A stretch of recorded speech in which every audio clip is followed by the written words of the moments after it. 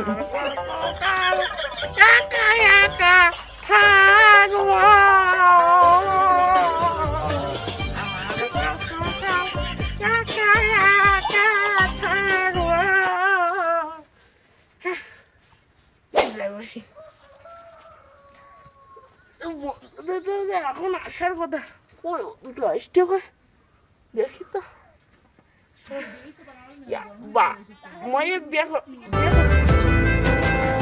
বিয়ে করতে যাচ্ছি বাবা বললো পড়াশোনা কর করলাম এবার বললো চাকরি কর করলাম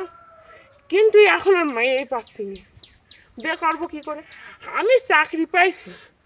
এটা চাকরি আর সবাই দেখলে কি করে পছন্দ করতে চায় না